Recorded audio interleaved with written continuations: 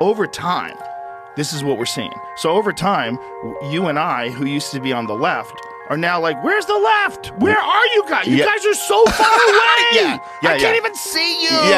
You're out of your mind. You're fucking chopping dicks off and giving little kids hormone blockers. You have no idea what the long-term consequences are. You're ignoring the health risks.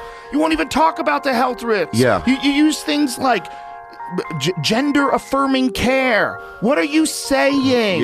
What are you saying when you're talking about children? Why are you just accepting this? Because it's a noble thing to blurt out, so everybody goes, you're on the right team. That's what it is. It's not like, oh my God, what are we doing to kids? It's not like, oh my God, what are we doing to San Francisco? It's not like, oh my God, why are we letting these violent criminals out of jail? It's like, oh my God, why are we defunding the fucking police? What are you doing? You can't say any of those things. If you say any of those things, you're a Nazi. I never refer to myself as a leftist or progressive, although I shared political goals with people who do, or at least did. I'm not sure what my specific goals are right now. Generally, I want people to live fulfilling lives and for stronger protections for reality and equality in our laws. I'm just not sure what the steps are between our current state and those goals after better understanding the negative trade-offs of past preferred directions not fully thought through. There is a Jonathan Swift quote which, were it a song, would be a theme of the moment. It is useless to attempt to reason a man out of a thing he was never reasoned into. Many, perhaps most of us, have mantras and catchphrases. All cops are bastards. Defund the police. Stop the genocide. Medicare for all. Instead of reasoned political positions. They are more reflexive reactions to real and perceived injustices than any sort of considered response.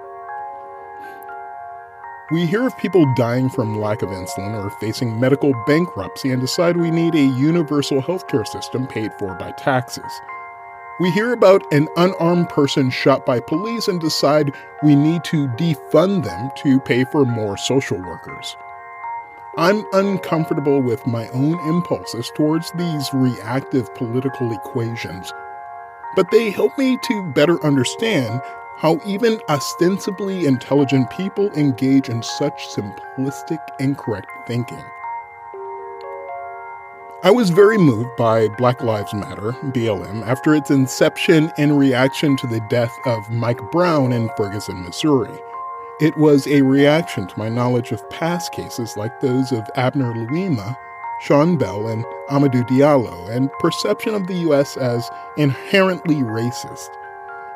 Although the facts of the Brown case and the Trayvon Martin case 2 years prior didn't match the rhetoric of BLM, enough cases did.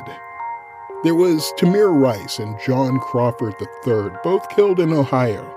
Sandra Bland, dead after a traffic stop in Texas. And Eric Garner, killed in a police chokehold in New York City.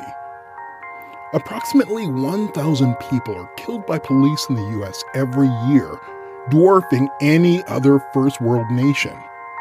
At one point, a Facebook friend was questioning my support, and I became so annoyed that in reaction I blocked him. It's embarrassing in retrospect, although I must admit that I enjoy laughing at my own foolishness. I think that he was engaged in Socratic questioning, and I hate that shit. It feels very condescending. If you have a position, just state it. I know that people can be immune to facts. I am generally not. Especially when they stroke the strings of doubts I already have.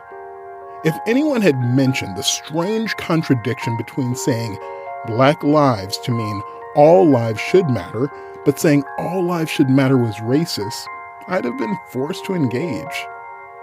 At the time, I thought it was unfortunate messaging rather than an intentional way to foster social division.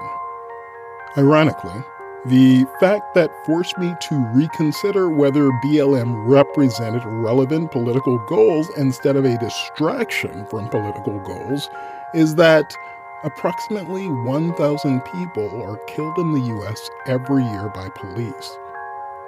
It is fascinating how the same fact elicits different responses based on simply adding important context. Out of hundreds of millions, perhaps billions of civilian police interactions every year, 1,000 of them end with a civilian death.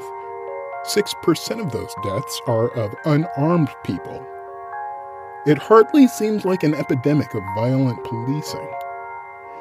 It also seems relevant that, although defunding the police is framed as being for racial justice, Black people want the same level or an increased police presence.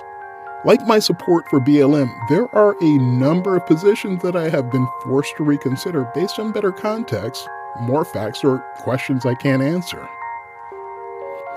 Upon returning to Twitter after being suspended for 3 years, I found many of the leftist and progressive accounts I followed still professed many of the same positions I had rejected based on context and evidence. It feels weirdly provocative. Every tweet seems like a dare, as if they are trolling me for a reaction.